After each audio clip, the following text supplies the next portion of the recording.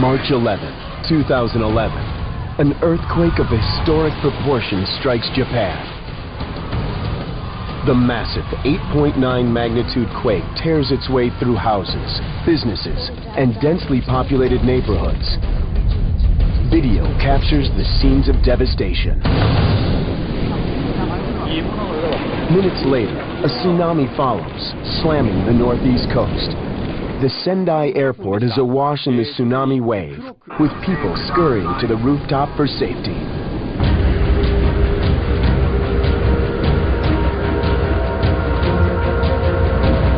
The tsunami races across the Pacific, traveling at 500 miles per hour. Hawaii braces for impact, sending people to higher ground. Though the swell is just 3 feet, there is concern that the tsunami will build when it hits the west coast of the U.S. Residents from Seattle to San Diego are on alert. In Japan, the quake's toll is reported to be thousands dead.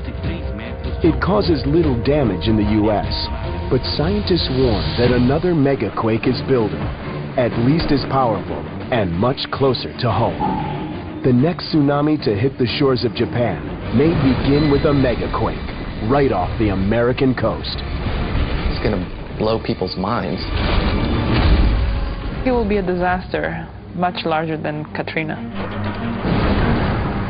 You're talking about something that's tens of thousands of times the size of any earthquake we've seen. Now the race is on to predict when it will hit. I wouldn't be surprised if it happened next week. And just how powerful the wave of destruction will be.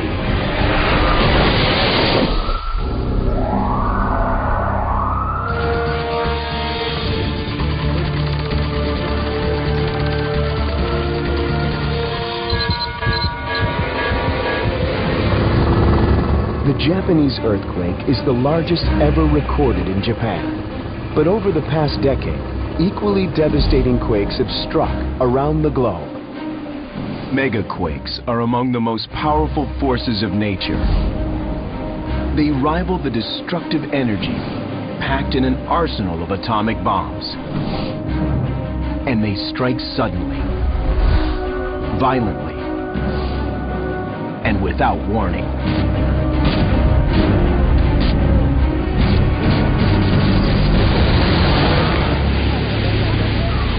In 2004, a megaquake in Sumatra triggered a monster wave that killed more than 250,000 people.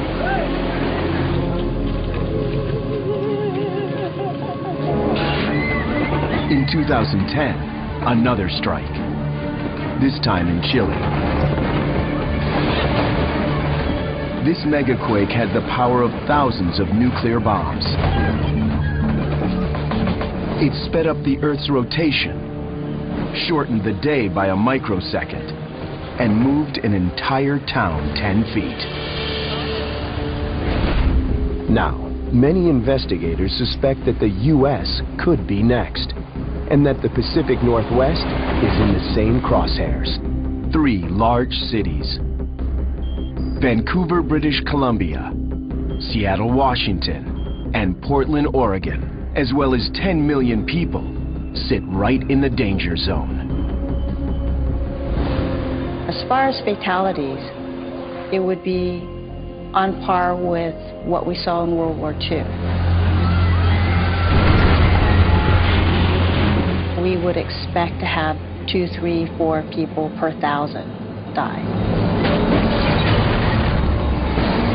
It's the same type of earthquake that we saw recently in Chile, which was a magnitude 8.8, and it's the same type of earthquake that we saw in Sumatra in 2004. That was a magnitude 9.1.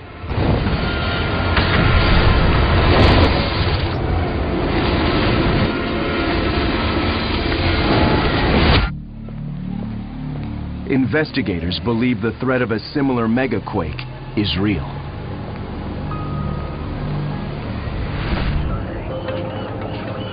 Just offshore, hidden beneath ocean waves, lies a ticking time bomb.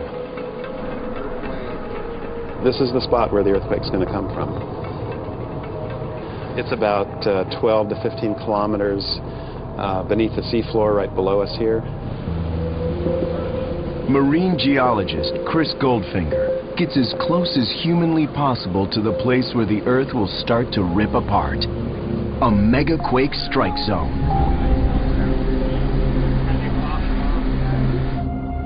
We like to think the Earth beneath our feet is solid. But take a closer look. The crust is actually made of about a dozen plates. They move, grow, and grind into one another along fault lines. This is where megaquakes are born. In Cascadia, a Pacific plate named Juan de Fuca meets North America and dives below it. It's a special fault called a subduction zone. A megaquake is fueled when the two plates get stuck, pressure builds, and then breaks free with fury. Investigators can't look into the Earth and watch the plates, but their high-tech tools paint a picture of an impending disaster. A submarine camera captures the point where the two plates make contact, about 60 miles off the coast. The video reveals little sign of trouble. But Goldfinger sees enormous and dangerous forces at work. Okay, we're going to put the pole out. Sonar detects what's invisible to a camera's lens.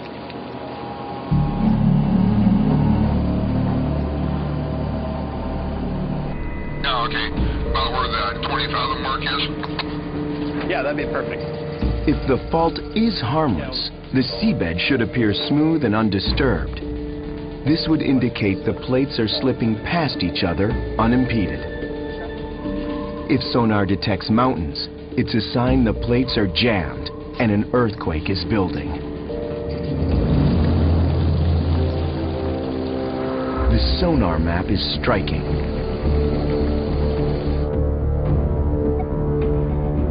The Juan de Fuca plate is jamming itself under North America, pushing up the continental shelf.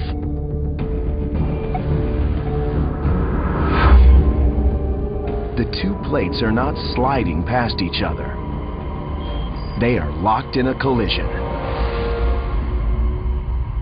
North America is buckling under pressure from the oceanic plate. And at some point, it will suddenly release in one massive jolt. A subduction earthquake is the largest type of earthquake on Earth, and the reason is that the size of the earthquake is proportional to the surface area that actually moves during the earthquake. That surface area is huge. It is some 600 miles long, from southern Canada to northern California, and at least 30 miles wide, making it as big as Ireland. The surface area is just giant. Very large surface area makes a very large earthquake. The fault is so large, scientists give it a special name: a megathrust. And while they've struck before, none has ever threatened an area as highly developed as Cascadia. In recent times, there has not been a megathrust earthquake under a major city.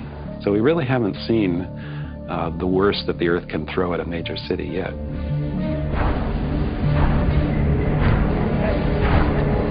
Due to the fault's size, the tremendous shaking could last for 5 minutes. A virtual lifetime of terror for those who experience it.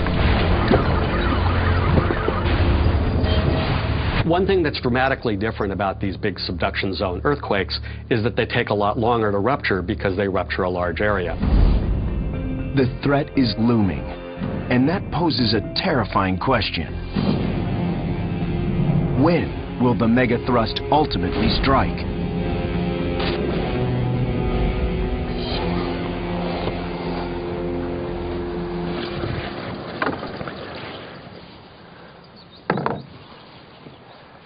Geologists Rob Witter and Tim Walsh are looking for clues. This long dead stand of trees is known as a ghost forest.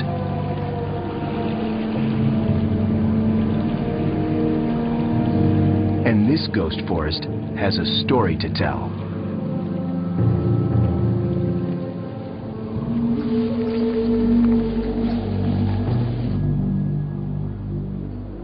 This is a fossil forest, and like the forest behind us here, it was a healthy, vibrant forest full of western red cedar and Sitka spruce. Investigators suspect a mammoth earthquake sank the land. The tide invaded and created a swamp, killing the trees.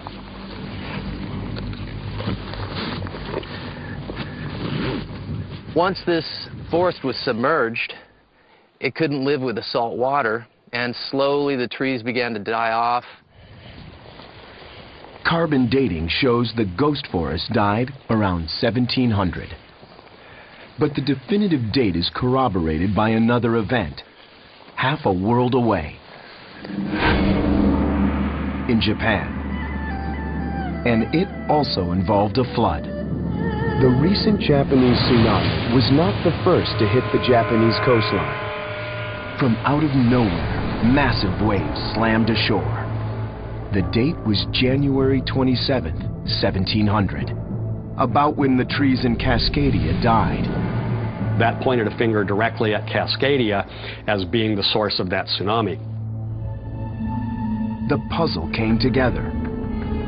In January of 1700, a massive earthquake hit, sank the coast, flooding forests.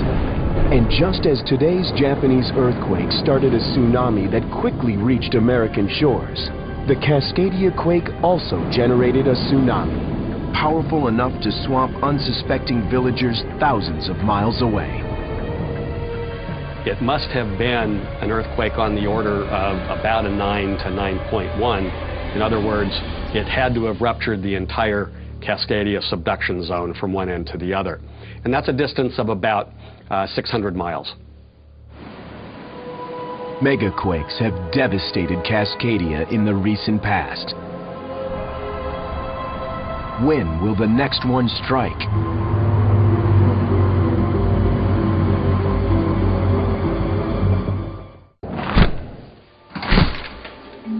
In a frozen vault at Oregon State University, Chris Goldfinger is hunting for clues in piles of dirt. They're soil samples he's gathered from deep below the sea floor. Goldfinger suspects they could reveal how often megaquakes strike. He has about 200 cores, and together they tell a story spanning 10,000 years. At least to a geologist who can read the evidence. What you see inside are sediments from the last few thousand years. This is one earthquake that goes from here to here. From subtle shifts in the soil, Goldfinger sees a pattern. The changes mark where an earthquake has triggered a submarine landslide. Carbon dating determines when the quake struck. The results are ominous. In the past 10,000 years, megastrikes have hit here 19 different times. Clearly, the ground beneath Cascadia is not as stable as scientists once believed. The minimum time that we see between earthquakes is about 170 to 200 years, and it's been about 310 since the last one. We're well within the window to have another earthquake. Our tools can't tell us exactly when the next megaquake will strike. But geologist Tim Melbourne sees clues that reveal how destructive a strike will be. All right, let's see the antenna here.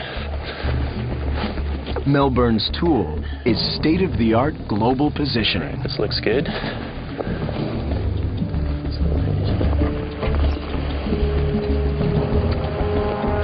All right, 5 lights on.